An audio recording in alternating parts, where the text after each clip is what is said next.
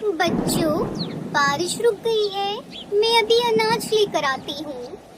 जैसे ही टुनटुनी चिड़िया घर से बाहर जाने वाली थी, तभी उसे एक शिकारी पंछी उसके घोंसले की तरफ आता हुआ दिखाई देता है।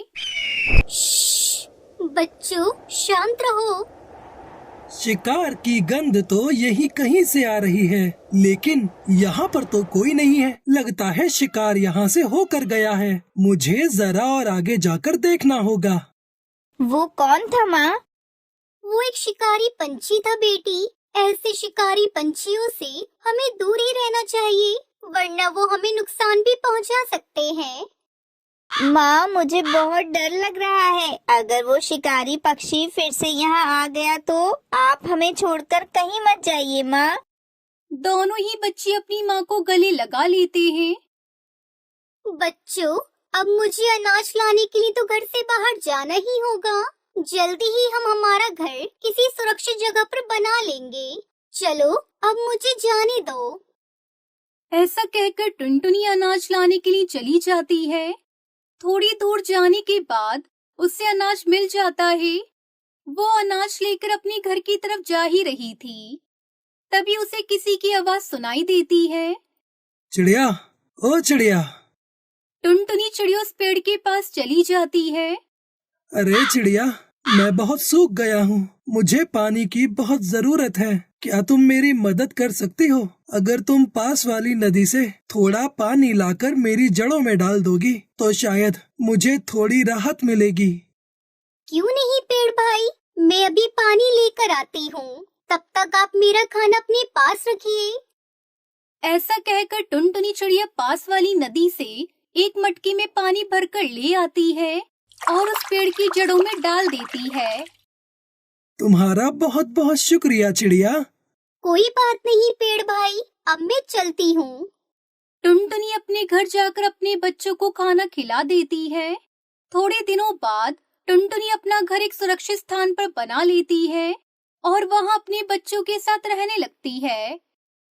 अरे, ये किसका घर है? पहले तो ये घर यहाँ पर नहीं था। वैसे घर तो बहुत ही मजबूत लग रहा है। अगर ये घर मुझे मिल जाए तो मुझे मेहनत करने की कोई जरूरत नहीं। अरे, यहाँ पर कौन है? यहाँ पर किसने घर बनाया है? आप कौन हो? अच्छा, तो तू है क्या? तुझे पता नहीं है, ये पेड़ मेरा है। तू यहाँ पर घोंसला नहीं बना सकती। क्या कहा? ये पेड़ तुम्हारा है, लेकिन क्या तुम्हें पता नहीं इस जंगल के पेड़ पौधों पर सभी पक्षियों का हक है?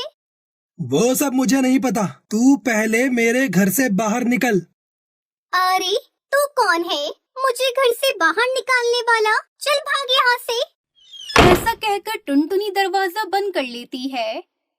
अच्छा, तब देख, ये घर तो मैं लेकर ही रहूंगा। ऐसा सोचकर उल्लू वहीं की एक डाली पर छुप जाता है।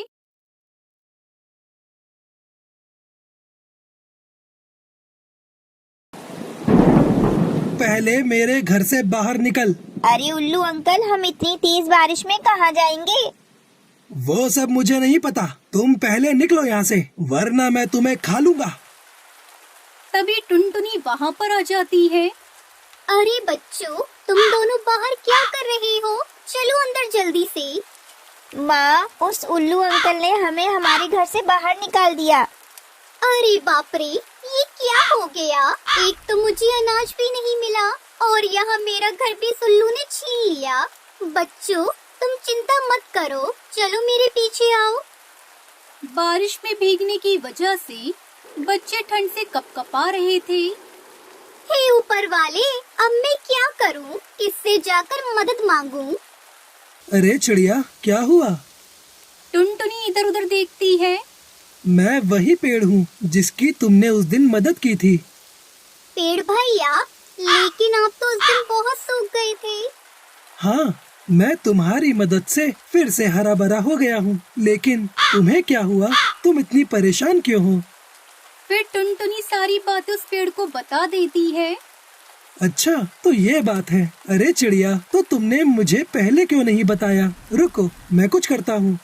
ऐसा कहकर पेड़ अपने जादू से सुंदर सा मिट्टी का घर बना देता है। ये देखो चिड़िया, ये रहा तुम्हारा नया मिट्टी का घर। अरे वाह, ये घर तो बहुत सुंदर है। टुनटुनी और उसके बच्चे घर को देखकर बहुत खुश हो जाते हैं। आपका बहुत बहुत शुक्रिया पेड़ भाई, लेकिन बारिश की वजह से ये घर गल भी सकता है। नहीं नहीं चिड़िया, ये एक जादुई घर है। ये बारिश में नहीं गलेगा। ये घर धूप में ठंडा और ठंड में गर्म रहेगा। पेड़ भाई, मैं आपका ये एहसान कभी नहीं भूलूंगी। अरे चिड़िया, तुमने तो मुझे मरने से बचाया था। ये तो उसके सामने कुछ भी नहीं है। अब तुम जल्दी से अपने बच्चों को लेकर उस घर में चली जाओ, वरना तुम्हारे बच्चों को सर्दी हो जाएगी। फिर टुनटुनी अपने बच्चों के साथ उस घर में रहने लगती है। दूसरी तरफ उल्लू बारिश को निहार रहा था। अरे वाह, ये बारिश का मौसम, मुझे ये बारिश बहुत पसंद है। अरे ये तो उस उल्लू की ही आवाज लग रही है। अरे उल्लू, दरवाजा खोल। अरे ये चील यहाँ क्या कर रहा है? अगर इसे घर में नहीं लिया तो ये मुझे ही घर से निकाल देगा। उल्लू दरवाजा खोल देता है। अरे चील भाई, आप यहाँ कैसे? अरे दिख नहीं रहा क्या? बाहर बारिश हो रही है। चलो हटो, मुझे अंदर आने दो। ऐसा कहकर चील जबरदस्ती से घर के अंदर घुस जाता है। अरे तेरा घर तो बहुत छोटा है, चल अब यहाँ से निकाल। लेकिन चील भाई, मैं बारिश में कहाँ जाऊँगा? मुझे भी यहाँ पर ही सोने दीजिए। अरे निकल यहाँ से। तू तो ऐसे कह रहा है जैसे ये घर तेरा हो। फिर उल्लू चुपचाप घर से बाहर निकल जाता है। अरे अब मैं कहाँ जाऊँगा? फिर उल्लू बारिश में भीगता रहता है और बारिश की वजह से उसे सर्दी लग जाती है। इस कहानी से हमें सीख मिलती है कि बुरे लोगों के साथ हमेशा बुरा ही होता है।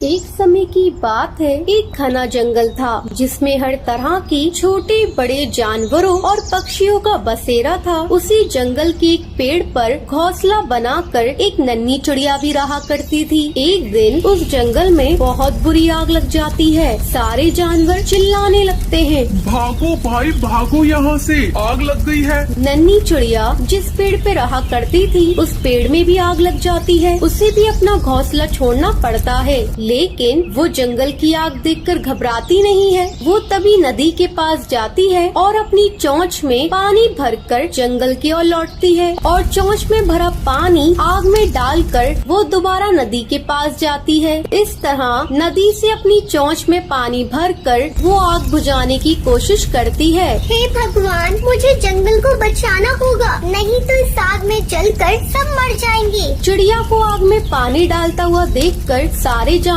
उस पर हंसने लगते हैं और कहते हैं, अरे चिड़िया रानी, ये क्या कर रही हो? चोंच भर पानी से जंगल की आग बुझा रही हो। पागलपन छोड़ो और अपनी जान बचाकर भागो। जंगल की आग ऐसे नहीं बुझेगी। उनकी बात सुनकर नन्ही चिड़िया बोली, तुम लोगों को भागना है तो भागो, मैं नहीं भागूंगी। ये जंगल मेरा घर है और मैं अपने घर को बचाने के लिए अपनी पूरी कोशिश करूंगी, फिर कोई मेरा साथ दे ना दे। चिड़िया की बात सुनकर सभी जानवरों का सर शर्म से झुक जाता है। उन्हें अपनी गलती का एहसास हो गया था। सबने नन्ही चिड़िया से माफी मांगी। हमें माफ कर दो चिड़िया रानी, तुम सही कह रही हो। जंगल हमारा घर है, इसे बचाना हमारा फर्ज है। फिर सभी जानवर उसके साथ जंगल में लगी आग बुझाने की कोशिश करते हैं। आखिर में उनकी मेहनत रंग लाती है और जंगल की आग बुझ जाती है। फिर सब चिड़िया रानी से कहते हैं, शुक्रिया चिड़िया रानी, आज तुम्हारी हिम्मत की वजह से ये जंगल बच पाया है। अब सब एक साथ जंगल में खुशी खुशी रहते थे। तो इस कहानी से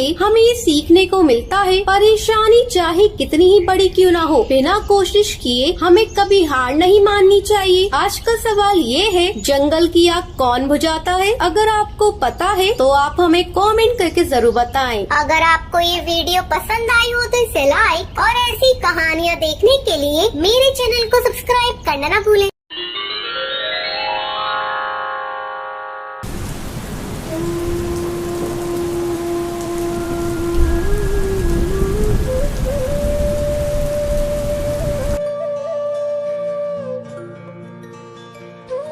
बेटा कालू, अब तू बड़ा हो गया है तो मैं चाहती हूँ कि तू शादी कर ले और तेरी शादी करने के बाद घर में बहू आएगी, घर में बच्चे होंगे तो घर में और भी मन लगेगा। मेरा बहुत मन करता है कि मैं तेरे बेटे को अपनी गोद में खिलाऊं।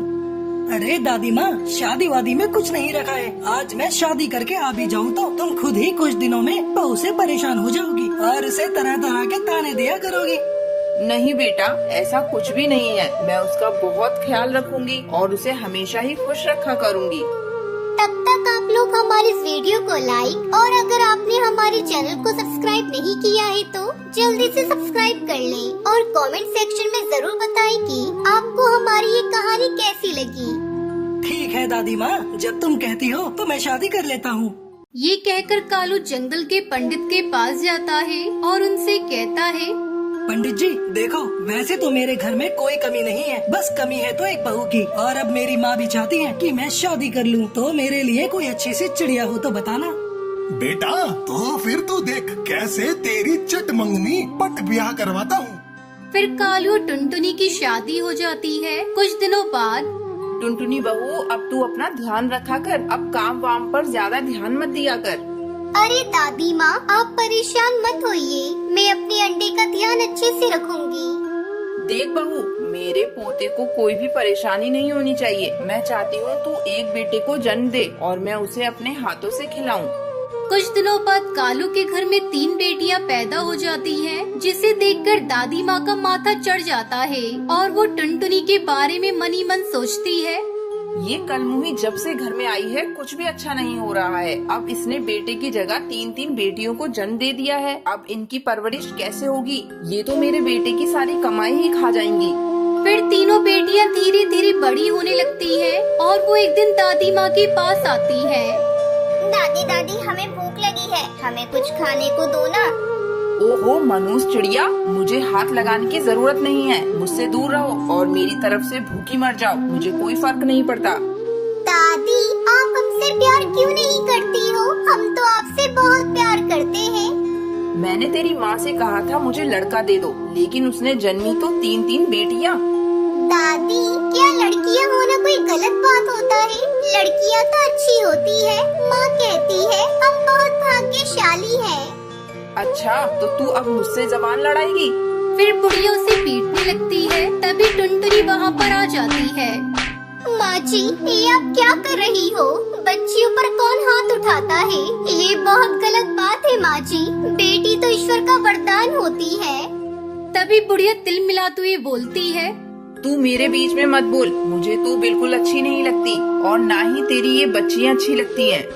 फिर सबसे छोटी बच्ची अपनी दादी से कहती है, बुढ़िया, तू भी हमें अच्छी नहीं लगती है। तू भाग जा हमारे घर से। 24 घंटे बकर बकर बकर करती रहती है। जब देखो हमारी माँ को और हमें सुनाती रहती है।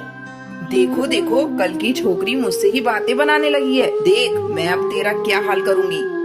फिर अगली सुबह बाहर बहुत तेज बारिश हो रही होती है।